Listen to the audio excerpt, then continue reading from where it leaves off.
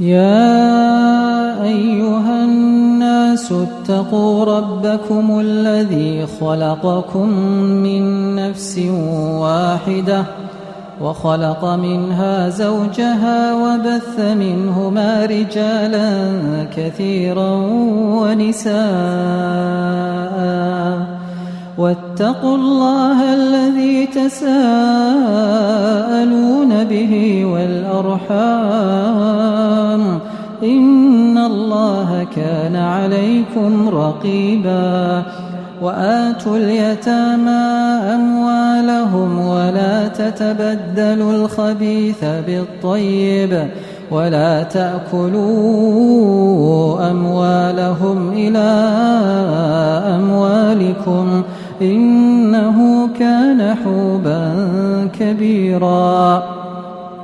وإن خفتم ألا تقسطوا في اليتامى فانكحوا ما طاب لكم من النساء مثنى وثلاث ورباع فإن خفتم ألا تعدلوا فواحدة أو ما ملكت أيمانكم ذلك أدنى ألا تعولوا وآتوا النساء صدقاتهن نحلة فإن طبن لكم عن شيء منه نفسا فكلوه هنيئا مريئا ولا تؤتوا السفهاء أموالكم التي جعل الله لكم قياما وارزقوهم فيها واكسوهم وقولوا لهم قولا معروفا وابتلوا اليتامى حتى إذا بلغوا النكاح فإن آنستم منهم رشدا فادفعوا إليهم أموالهم ولا تأكلوها إسرافا وبدارا أن يكبروا ومن كان غنيا فليستعفف ومن كان فقيرا فليأكل بالمعروف فإذا دفعتم إليهم أموالهم فأشهدوا عليهم وكفى بالله حسيبا للرجال نصيب مما ترك الوالدان والأقربون وللنساء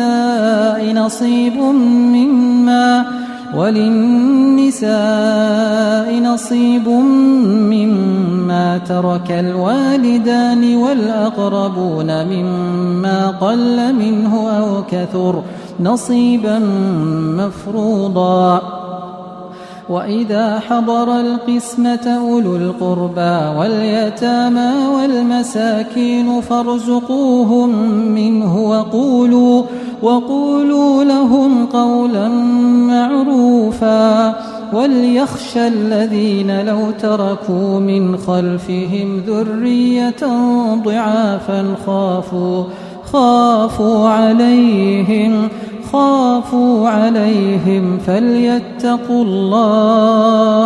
فليتقوا الله وليقولوا قولا سديدا إن الذين يأكلون أموال اليتامى ظلما إنما يأكلون في بطونهم نارا وسيصلون سعيرا يوصيكم الله في أولادكم للذكر مثل حظ الأنثيين فإن كن نساء فوق 2 فلهن ثلثا ما ترك وإن كانت واحدة فلها النصف ولأبويه لكل واحد منهما السدس مما ترك إن كان له ولد فإن لم يكن له ولد وورثه أبواه فلأمه الثلث، فإن كان له إخوة فلأمه السدس من بعد وصية يوصي بها أو دين. آباؤكم وأبناؤكم لا تدرون أيهم أقرب لكم نفعا فريضة من الله، إن الله كان عليما حكيما. ولكم نصف ما ترك أزواجكم إن لم يكن لهن ولد، فإن كان لهن ولد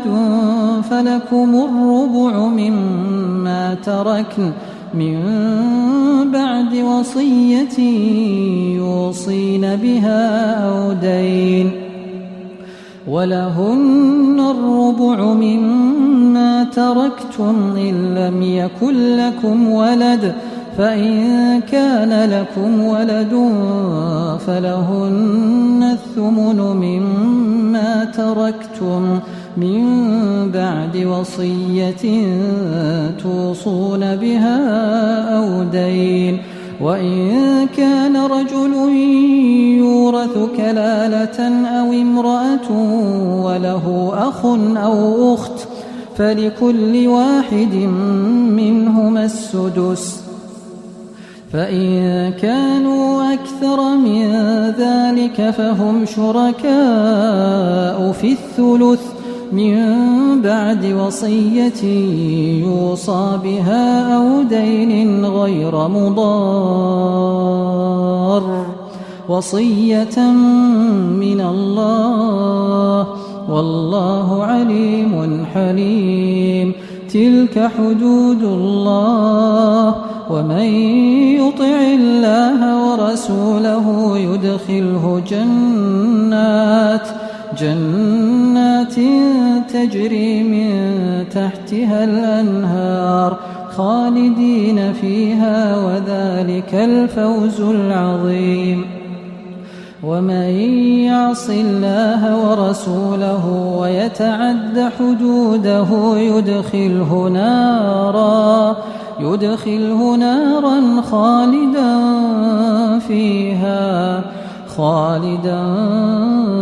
فيها وله عذاب مهين. واللاتي يأتين الفاحشة من نسائكم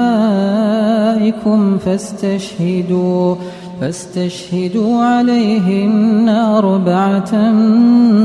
منكم، فإن شهدوا فأمسكوهن في البيوت حتى يتوفاهن الموت أو يجعل الله لهن سبيلا. واللذان يأتيانها منكم فآذوهما، فإن تابا وأصلحا فأعرضوا عنهما، إن الله كان توابا رحيما. إنما التوبة على الله للذين يعملون السوء بجهالة ثم يتوبون من قريب فأولئك يتوب الله عليهم، وكان الله عليما حكيما. وليست التوبة للذين يعملون السيئات حتى إذا حضر أحدهم الموت قال إني تبت الآن، ولا الذين يموتون وهم كفار أولئك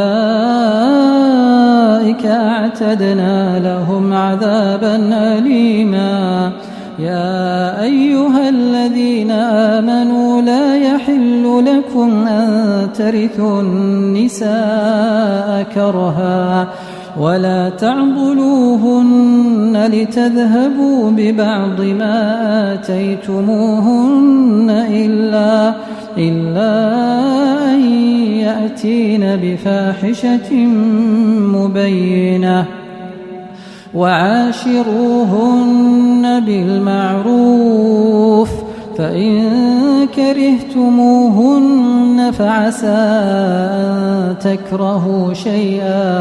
فعسى أن تكرهوا شيئا ويجعل الله فيه خيرا كثيرا وإن أردتم استبدال زوج مكان زوج وآتيتم إحداهن قنطارا فلا تأخذوا منه شيئا أتأخذونه بهتانا وإثما مبينا وكيف تأخذونه وقد أفضى بعضكم إلى بعض وأخذن منكم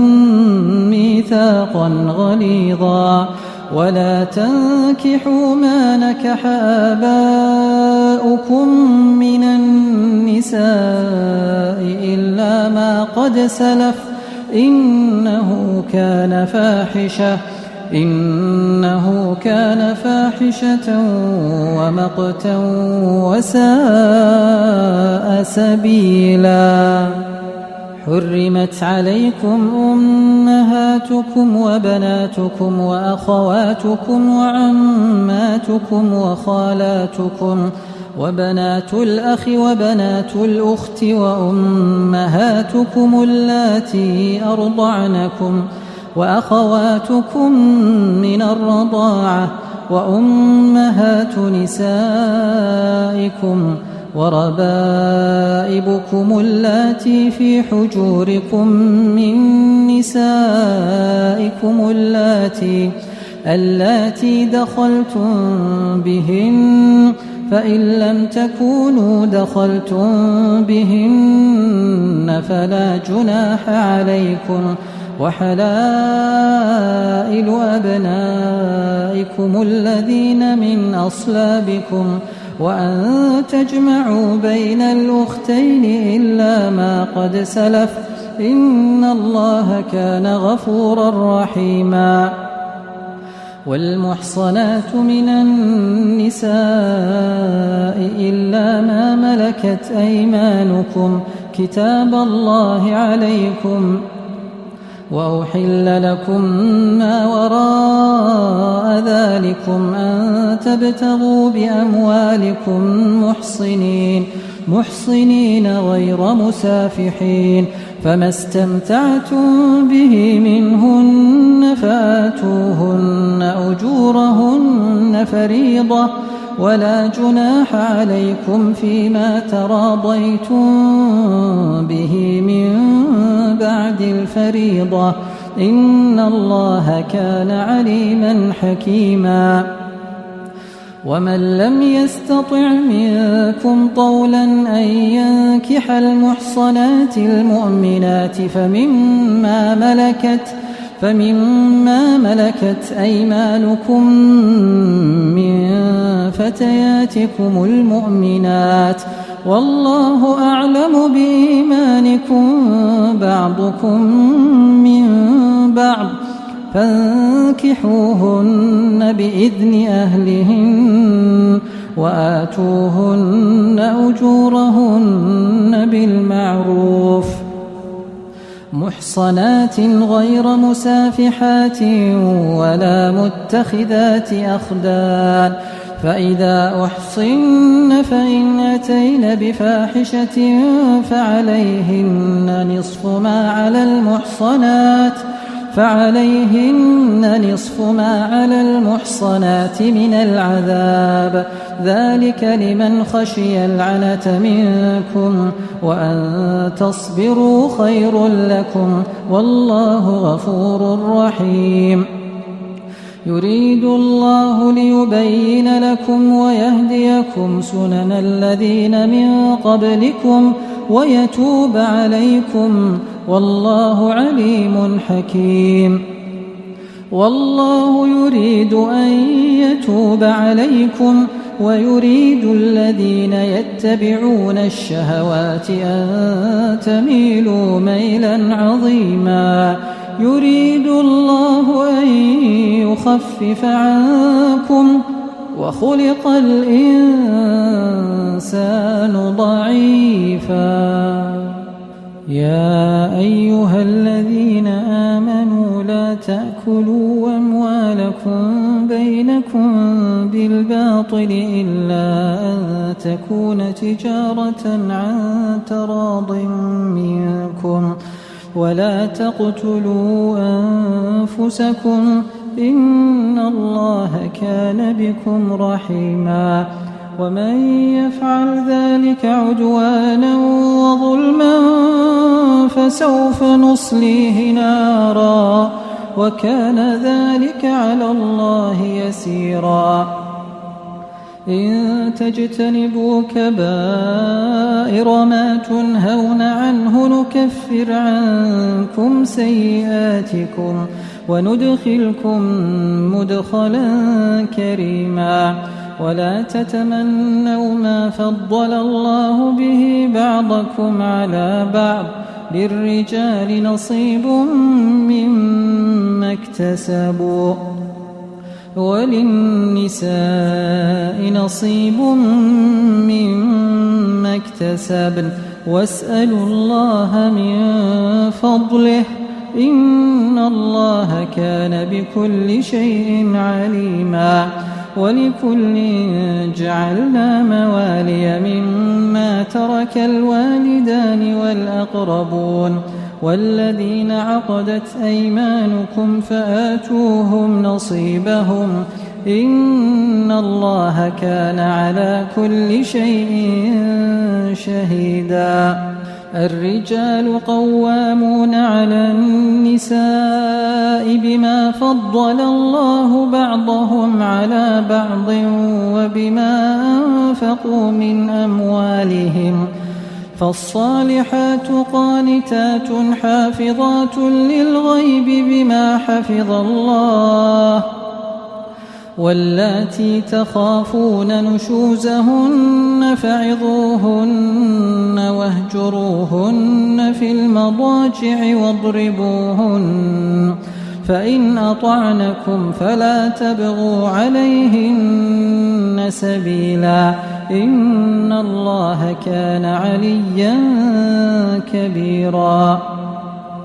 وإن خفتم شقاق بينهما فابعثوا حكما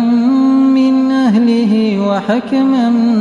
من أهلها إن يريدا إصلاحا يوفق الله بينهما إن الله كان عليما خبيرا واعبدوا الله ولا تشركوا به شيئا وبالوالدين إحسانا وبذي القربى واليتامى والمساكين والجار ذي القربى والجار الجنب والصاحب بالجنب وابن السبيل وما ملكت أيمانكم إن الله لا يحب من كان مختالا فخورا الذين يبخلون ويأمرون الناس بالبخل ويكتمون ما آتاهم الله من فضله وأعتدنا للكافرين عذابا مهينا والذين ينفقون أموالهم رئاء الناس ولا يؤمنون بالله ولا باليوم الآخر ومن يكن الشيطان له قرينا فساء قرينا وماذا عليهم لو آمنوا بالله واليوم الآخر وأنفقوا مما رزقهم الله وكان الله بهم عليما إن الله لا يظلم مثقال ذرة وإن تك حسنة يضاعفها ويؤت من لدنه أجرا عظيما. فكيف إذا جئنا من كل أمة بشهيد وجئنا بك على هؤلاء شهيدا يومئذ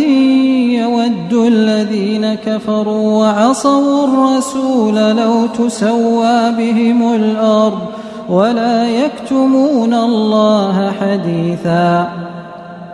يا أيها الذين آمنوا لا تقربوا الصلاة وأنتم سكارى حتى تعلموا ما تقولون ولا جنبا إلا عابري سبيل حتى تغتسلوا وإن كنتم مرضى أو على سفر أو جاء أحد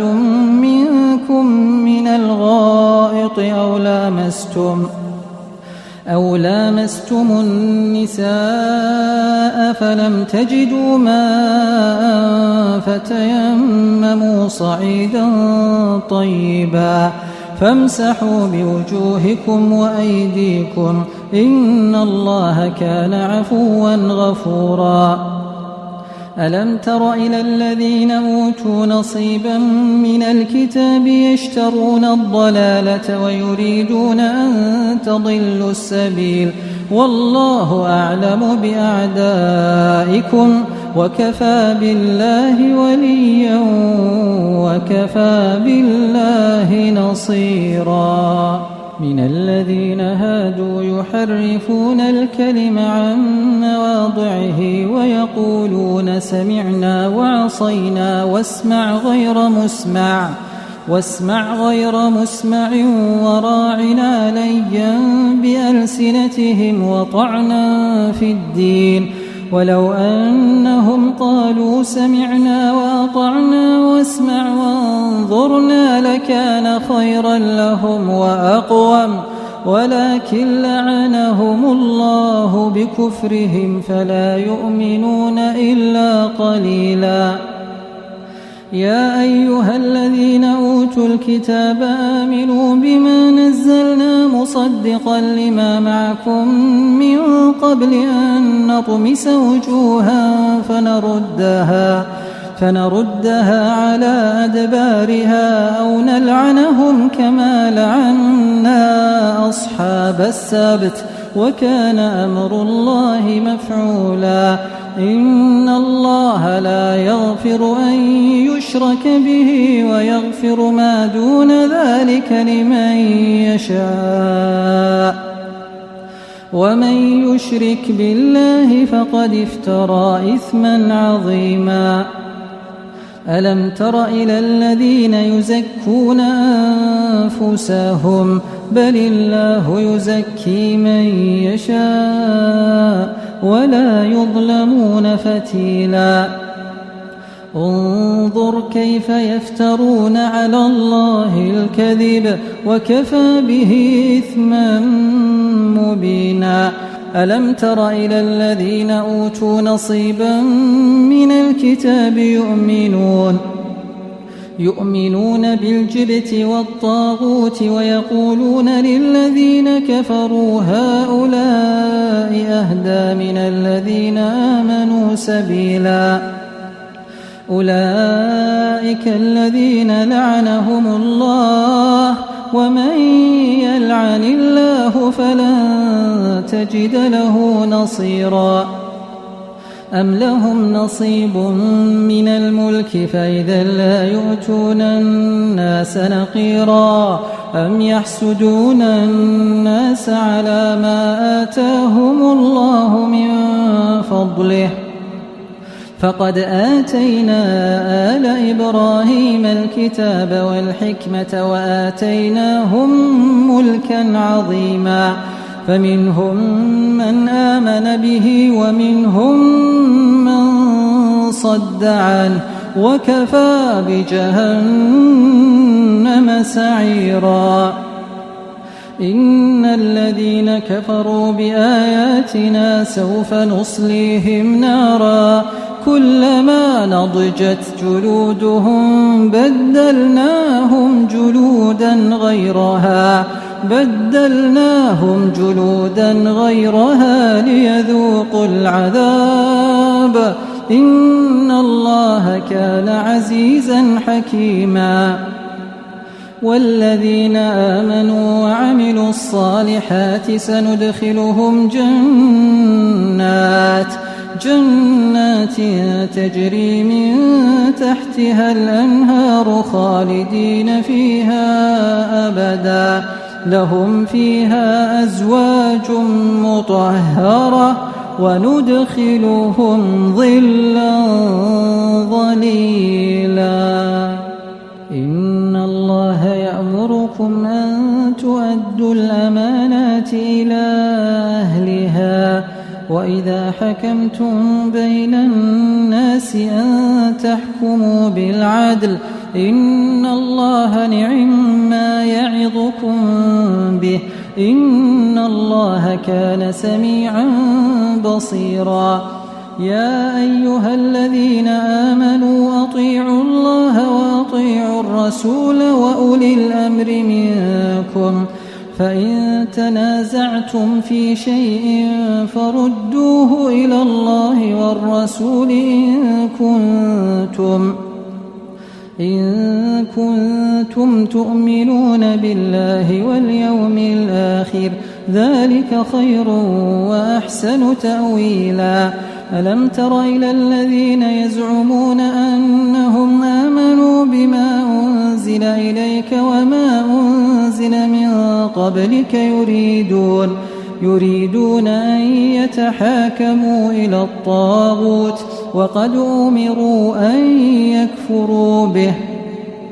ويريد الشيطان أن يضلهم ضلالا بعيدا وإذا قيل لهم تعالوا إلى ما أنزل الله وإلى الرسول رأيت المنافقين يصدون عنك صدودا فكيف إذا أصابتهم مصيبة بما قدمت أيديهم ثم جاءوك يحلفون بالله إن أردنا إلا إحسانا وتوفيقا أولئك الذين يعلم الله ما في قلوبهم فأعرض عنهم وعظهم وقل لهم في أنفسهم قولا بليغا وما أرسلنا من رسول إلا ليطاع بإذن الله ولو أنهم إذ ظلموا أنفسهم جاءوك فاستغفروا الله واستغفر لهم الرسول لوجدوا الله توابا رحيما فلا وربك لا يؤمنون حتى يحكموك فيما شجر بينهم ثم لا يجدوا في أنفسهم حرجا مما قضيت ويسلموا تسليما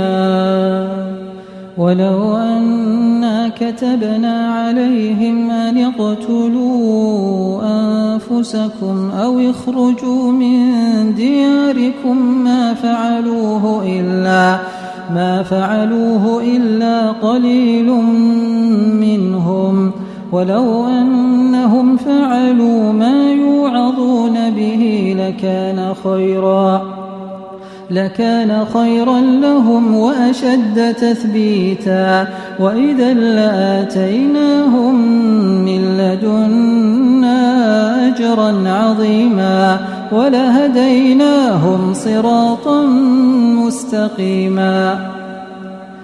ومن يطع الله والرسول فأولئك مع الذين أنعم الله عليهم من النبيين والصديقين والشهداء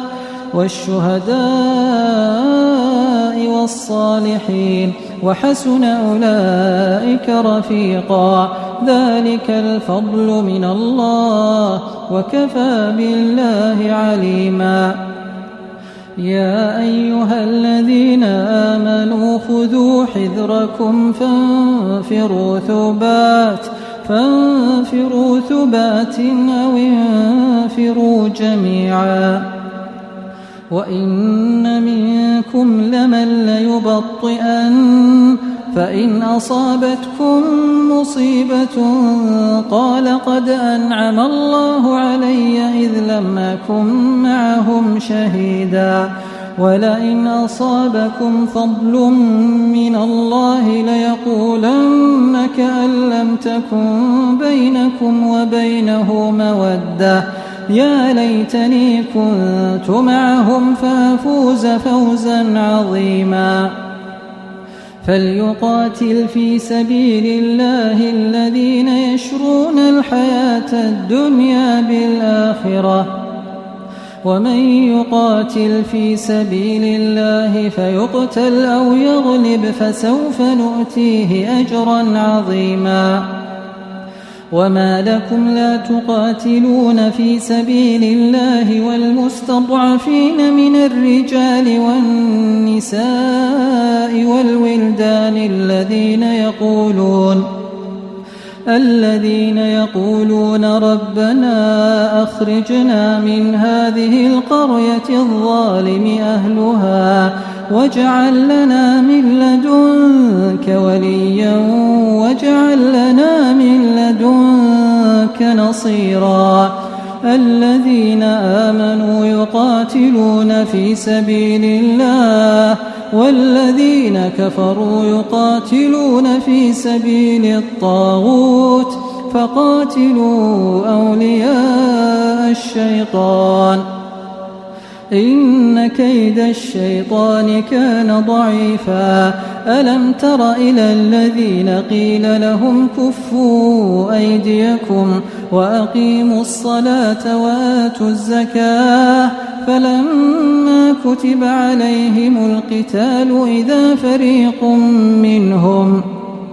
إذا فريق منهم يخشون الناس كخشية الله أو أشد خشية وقالوا ربنا لم كتبت علينا القتال لولا أخرتنا إلى أجل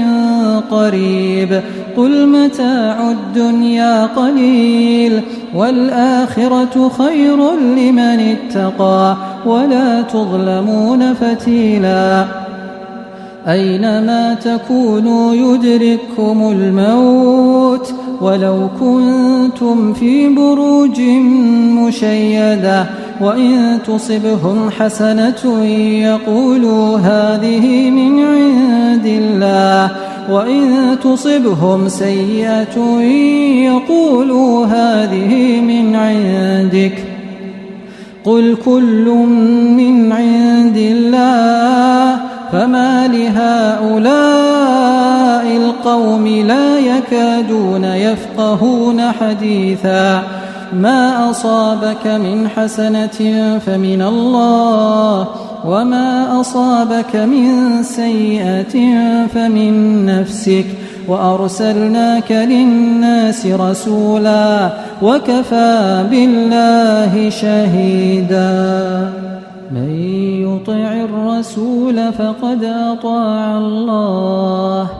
ومن تولى فما أرسلناك عليهم حفيظا ويقولون طاعة فإذا برزوا من عندك بيت طائفة منهم غير الذي تقول والله يكتب ما يبيتون فأعرض عنهم وتوكل على الله وكفى بالله وكيلا أفلا يتدبرون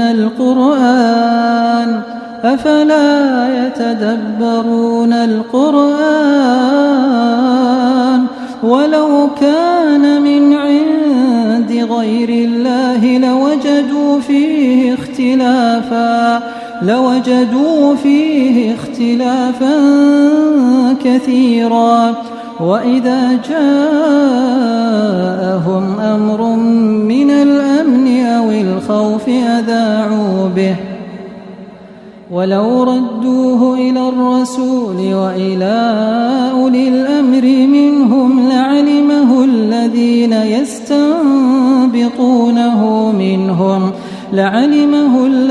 يستنبطونه منهم ولولا فضل الله عليكم ورحمته لاتبعتم الشيطان إلا قليلا. فقاتل في سبيل الله لا تكلف إلا نفسك وحرض المؤمنين عسى الله أن يكف بأس الذين كفروا والله أشد بأسا وأشد تنكيلا. من يشفع شفاعة حسنة يكن له نصيب منها ومن يشفع شفاعة سيئة يكن له كفل منها وكان الله على كل شيء مقيتا. وإذا حييتم بتحية فحيوا بأحسن منها أو ردوها إن الله كان على كل شيء حسيبا. الله لا إله إلا هو ليجمعنكم إلى يوم القيامة لا ريب فيه ومن أصدق من الله حديثا. فما لكم في المنافقين فئتين والله أركسهم بما كسبوا أتريدون أن تهدوا من أضل الله ومن يضلل الله فلن تجد له سبيلا. ودوا لو تكفرون كما كفروا فتكونون سواء فلا تتخذوا منهم أولياء حتى يهاجروا في سبيل الله فإن تولوا فخذوهم واقتلوهم حيث وجدتموهم ولا تتخذوا منهم وليا ولا نصيرا إلا الذين يصلون إلى قوم بينكم وبينهم ميثاق أو جاءوكم حصرت صدورهم أن يقاتلوكم أو يقاتلوا قومهم ولو شاء الله لسلطهم عليكم فلقاتلوكم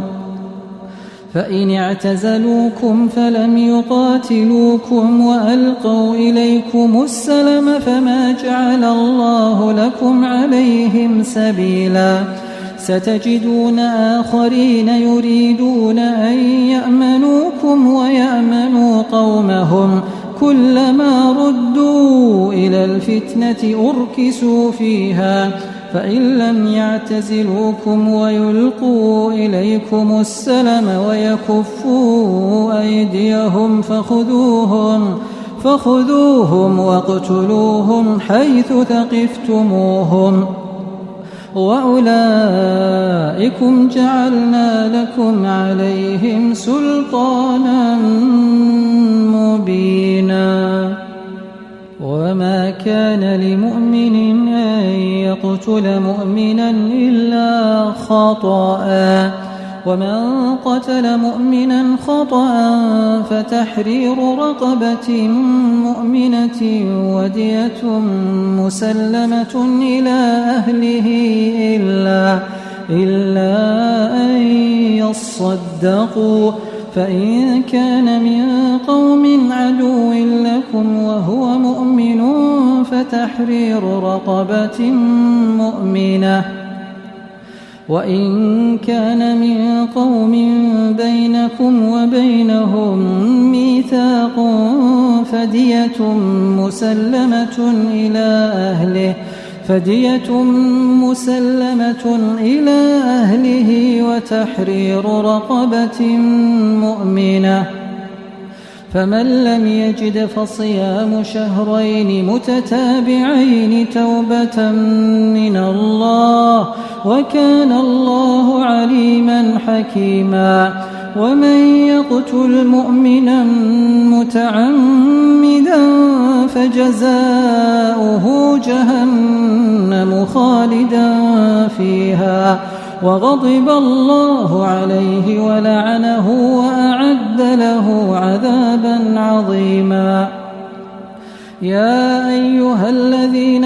آمنوا إذا ضربتم في سبيل الله فتبينوا ولا تقولوا لمن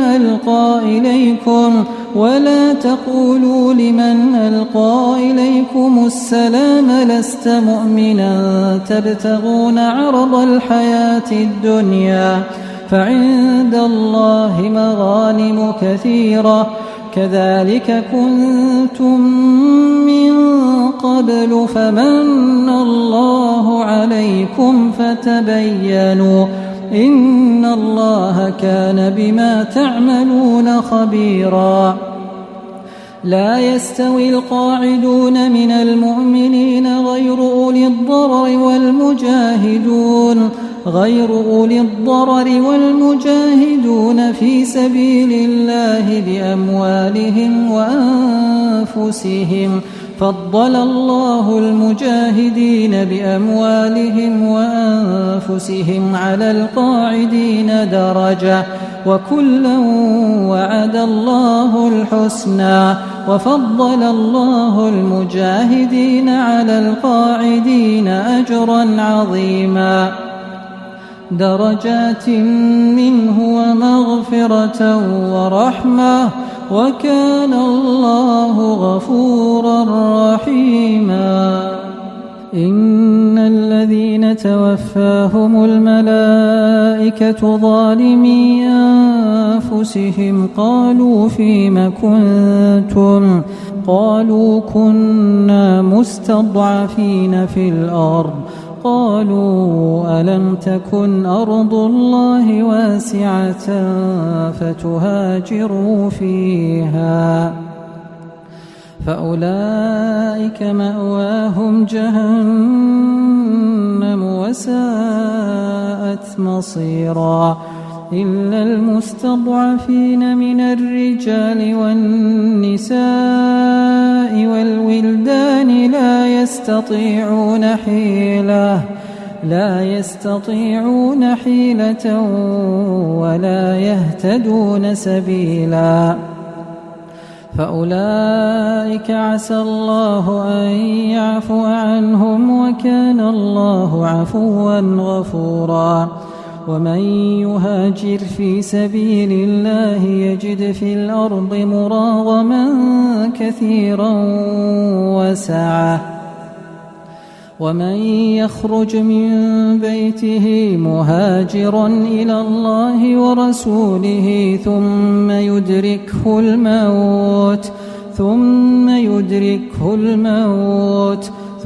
يدركه الموت فقد وقع أجره على الله وكان الله غفورا رحيما. وإذا ضربتم في الأرض فليس عليكم جناح أن تقصروا من الصلاة إن خفتم أن يفتنكم الذين كفروا إن الكافرين كانوا لكم عدوا مبينا. وإذا كنت فيهم فأقمت لهم الصلاة فلتقم طائفة منهم معك وليأخذوا أسلحتهم فإذا سجدوا فليكونوا من ورائكم ولتأت طائفة أخرى لم يصلوا فليصلوا معك وليأخذوا حذرهم وأسلحتهم ود الذين كفروا لو تغفلون عن أسلحتكم وأمتعتكم فيميلون عليكم ميلة واحدة ولا جناح عليكم إن كان بكم أذى من مطر أو كنتم مرضى أن تضعوا أسلحتكم وخذوا حذركم إن الله أعد للكافرين عذابا مهينا فإذا قضيتم الصلاة فاذكروا الله قياما وقعودا وعلى جنوبكم فإذا اطمأننتم فأقيموا الصلاة إن الصلاة كانت على المؤمنين كتابا موقوتا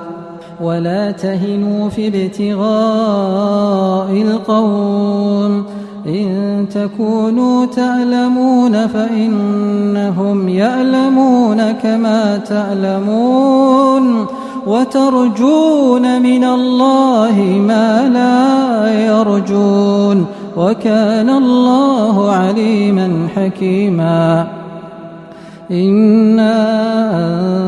أنزلنا إليك الكتاب بالحق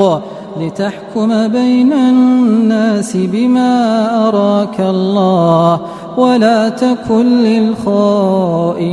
خصيما واستغفر الله إن الله كان غفورا رحيما ولا تجادل عن الذين يختانون أنفسهم إن الله لا يحب من كان خوانا أثيما يستخفون من الناس ولا يستخفون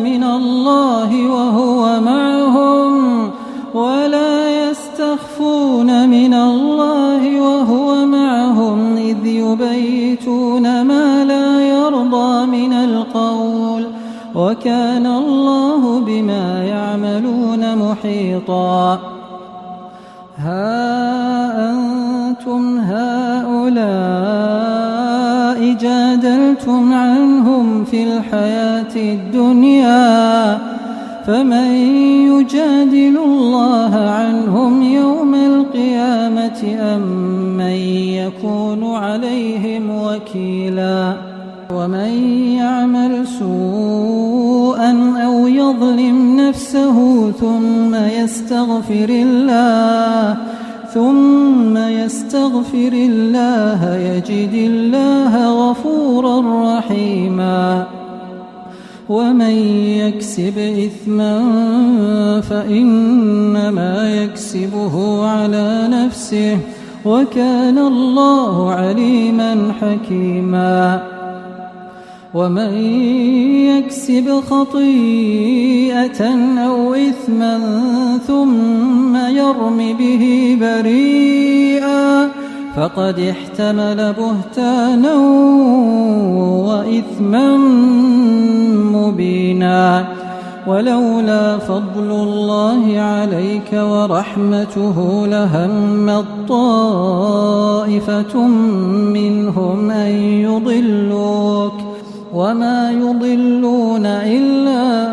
أنفسهم وما يضرونك من شيء وأنزل الله عليك الكتاب والحكمة وعلمك ما لم تكن تعلم وكان فضل الله عليك عظيما لا خير في كثير من نجواهم إلا من أمر بصدقة أو معروف أو إصلاح بين الناس ومن يفعل ذلك ابتغاء مرضات الله فسوف نؤتيه أجرا عظيما ومن يشاقق الرسول من بعد ما تبين له الهدى ويتبع غير سبيل المؤمنين نوله ما تولى ونصله جهنم وساءت مصيرا. إن الله لا يغفر أن يشرك به ويغفر ما دون ذلك لمن يشاء ومن يشرك بالله فقد ضل ضلالا بعيدا. إن يدعون من دونه إلا إناثا وإن يدعون إلا شيطانا مريدا لعنه الله وقال لأتخذن من عبادك نصيبا مفروضا ولأضلنهم ولأمنينهم ولآمرنهم فليبتكن آذان الأنعام ولآمرنهم فليغيرن خلق الله ومن يتخذ الشيطان وليا من دون الله فقد خسر خسرانا مبينا. يعدهم ويمنيهم وما يعدهم الشيطان إلا غرورا. أولئك مأواهم جهنم ولا يجدون عنها محيصا. والذين آمنوا وعملوا الصالحات سندخلهم جنات تجري من تحتها الأنهار خالدين فيها أبدا وعد الله حقا ومن أصدق من الله قيلا. ليس بأمانيكم ولا أماني أهل الكتاب من يعمل سوءا يجز به ولا يجد له من دون الله وليا ولا نصيرا. ومن يعمل من الصالحات من ذكر أو أنثى وهو مؤمن فأولئك يدخلون الجنة ولا يظلمون نقيرا. ومن أحسن دينا ممن أسلم وجهه لله وهو محسن واتبع ملة إبراهيم حنيفا واتخذ الله إبراهيم خليلا. ولله ما في السماوات وما في الأرض وكان الله بكل شيء محيطا. ويستفتونك في النساء قل الله يفتيكم فيهن وما يتلى عليكم في الكتاب في يتامى النساء اللاتي لا تؤتونهن ما كتب لهن وترغبون أن تنكحوهن والمستضعفين من الولدان وأن تقوموا لليتامى بالقسط وما تفعلوا من خير فإن الله كان به عليما. وإن امرأة خافت من بعلها نشوزا أو إعراضا فلا جناح عليهما أن يصلحا بينهما صلحا والصلح خير وأحضرت الأنفس الشح وإن تحسنوا وتتقوا فإن الله كان بما تعملون خبيرا. ولن تستطيعوا أن تعدلوا بين النساء ولو حرصتم فلا تميلوا كل الميل فتذروها كالمعلقة وإن تصلحوا وتتقوا فإن الله كان غفورا رحيما وإن يتفرقا يغن الله كلا من سعته وكان الله واسعا حكيما ولله ما في السماوات وما في الأرض ولقد وصينا الذين أوتوا الكتاب من قبلكم وإياكم أن اتقوا الله وإن تكفروا فإن لله ما في السماوات وما في الأرض وكان الله غنيا حميدا ولله ما في السماوات وما في الأرض وكفى بالله وكيلا إن يشأ يذهبكم أيها الناس ويأت بآخرين وكان الله على ذلك قديرا من كان يريد ثواب الدنيا فعند الله ثواب الدنيا والآخرة وكان الله سميعا بصيرا يا أيها الذين آمنوا كونوا قوامين بالقسط شهداء لله ولو على أنفسكم أو الوالدين والأقربين إن يكن غنيا أو فقيرا فالله أولى بهما فلا تتبعوا الهوى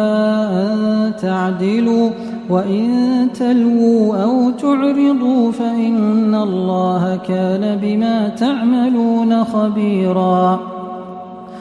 يا أيها الذين آمنوا بالله ورسوله والكتاب الذي نزل على رسوله والكتاب الذي أنزل من قبل ومن يكفر بالله وملائكته وكتبه ورسله واليوم الآخر فقد ضل ضلالا بعيدا إن الذين آمنوا ثم كفروا ثم آمنوا ثم كفروا ثم ازدادوا كفرا لم يكن الله ليغفر لهم ولا ليهديهم سبيلا بشر المنافقين بأن لهم عذابا أليما الذين يتخذون الكافرين أولياء من دون المؤمنين أيبتغون عندهم العزة فإن العزة لله جميعا وقد نزل عليكم في الكتاب أن إذا سمعتم آيات الله يكفر بها ويستهزأ بها فلا تقعدوا معهم حتى يخوضوا في حديث غيره إنكم إذا مثلهم إن الله جامع المنافقين والكافرين في جهنم جميعا الذين يتربصون بكم فإن كان لكم فتح من الله قالوا ألم نكن معكم وإن كان للكافرين نصيب قالوا ألم نستحوذ عليكم ونمنعكم من المؤمنين فالله يحكم بينكم يوم القيامة ولن يجعل الله للكافرين على المؤمنين سبيلا إن المنافقين يخادعون الله وهو خادعهم وإذا قاموا إلى الصلاة قاموا كسالى يراءون الناس ولا يذكرون الله إلا قليلا مذبذبين بين ذلك لا إله هؤلاء ولا إله هؤلاء ومن يضلل الله فلن تجد له سبيلا يا أيها الذين آمنوا لا تتخذوا الكافرين أولياء من دون المؤمنين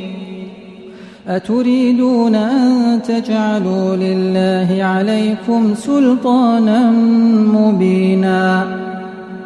إن المنافقين في الدرك الأسفل من النار ولن تجد لهم نصيرا إلا الذين تابوا وأصلحوا واعتصموا بالله وأخلصوا دينهم لله فأولئك مع المؤمنين وسوف يؤتي الله المؤمنين أجرا عظيما ما يفعل الله بعذابكم إن شكرتم وآمنتم وكان الله شاكرا عليما لا يحب الله الجهر بالسوء من القول إلا من ظلم وكان الله سميعا عليما إن تبدوا خيرا أو تخفوه أو تعفوا عن سوء فإن الله كان عفوا قديرا إن الذين يكفرون بالله ورسله ويريدون أن يفرقوا بين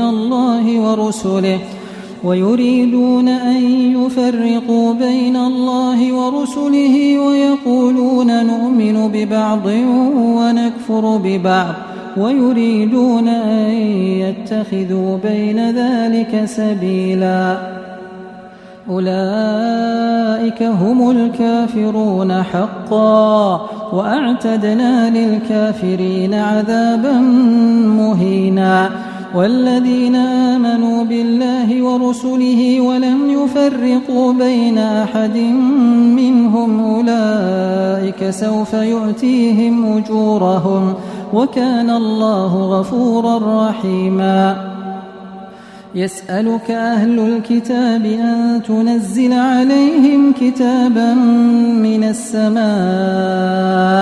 فقد سألوا موسى أكبر من ذلك فقالوا أرنا الله جهرة فأخذتهم الصاعقة بظلمهم ثم اتخذوا العجل من بعد ما جاءتهم البينات فعفونا عن ذلك وآتينا موسى سلطانا مبينا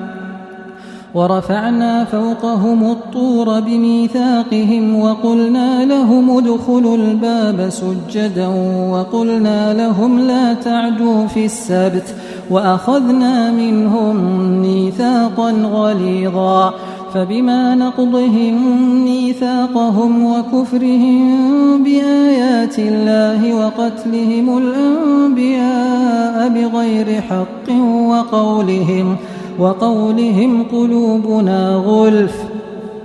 بل طبع الله عليها بكفرهم فلا يؤمنون إلا قليلا وبكفرهم وقولهم على مريم بهتانا عظيما وقولهم إنا قتلنا المسيح عيسى ابن مريم رسول الله وما قتلوه وما صلبوه ولكن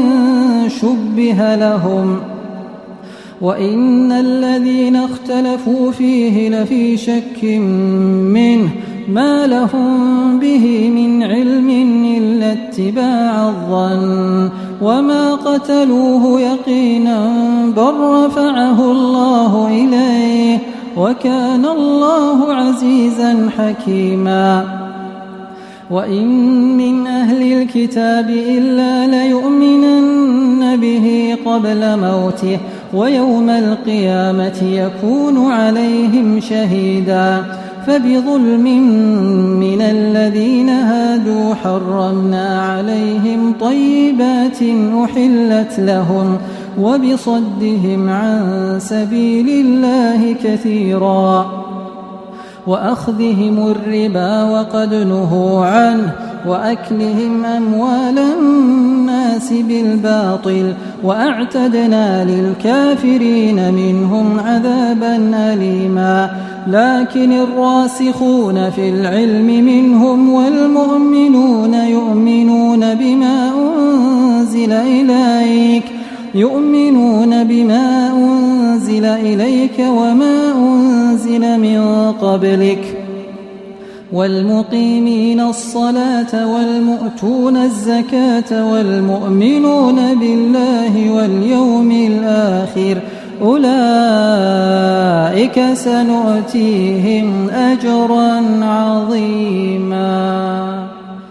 إنا أوحينا إليك كما أوحينا إلى نوح والنبيين من بعده وأوحينا إلى إبراهيم وإسماعيل وإسحاق ويعقوب والأسباط وعيسى وأيوب ويونس وهارون وسليمان وآتينا داود زبورا ورسلا قد قصصناهم عليك من قبل ورسلا لم نقصصهم عليك وكلم الله موسى تكليما رسلا مبشرين ومنذرين لئلا يكون للناس على الله حجة بعد الرسل وكان الله عزيزا حكيما لكن الله يشهد بما أنزل إليك أنزله بعلمه والملائكة يشهدون وكفى بالله شهيدا إن الذين كفروا وصدوا عن سبيل الله قد ضلوا ضلالا بعيدا إن الذين كفروا وظلموا لم يكن الله ليغفر لهم ولا ليهديهم طريقا إلا طريق جهنم خالدين فيها أبدا وكان ذلك على الله يسيرا يا أيها الناس قد جاءكم الرسول بالحق من ربكم فآمنوا خيرا لكم وإن تكفروا فإن لله ما في السماوات والأرض وكان الله عليما حكيما يا أهل الكتاب لا تغلوا في دينكم ولا تقولوا على الله إلا الحق إنما المسيح عيسى ابن مريم رسول الله وكلمته ألقاها إلى مريم وروح منه فآمنوا بالله ورسله ولا تقولوا ثلاثة انتهوا خيرا لكم إنما الله إله واحد سبحانه أن يكون له ولد له ما في السماوات وما في الأرض وكفى بالله وكيلا لن يستنكف المسيح أن يكون عبدا لله ولا الملائكة المقربون ومن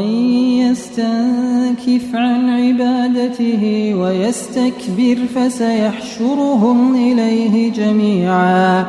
فأما الذين آمنوا وعملوا الصالحات فيوفيهم أجورهم ويزيدهم من فضله وأما الذين استنكفوا واستكبروا فيعذبهم عذابا أليما ولا يجدون لهم من دون الله وليا ولا نصيرا. يا أيها الناس قد جاءكم برهان من ربكم وأنزلنا إليكم نورا مبينا. فأما الذين آمنوا بالله واعتصموا به فسيدخلهم في رحمة منه وفضل ويهديهم إليه صراطا مستقيما. يستفتونك قل الله يفتيكم في الكلالة إن امرؤ هلك ليس له ولد وله أخت فلها نصف ما ترك وهو يرثها إن لم يكن لها ولد فإن كانت اثنتين فلهما الثلثان مما ترك وإن كانوا إخوة رجالا ونساء فللذكر مثل حظ الأنثيين. يبين الله لكم أن تضلوا والله بكل شيء عليم.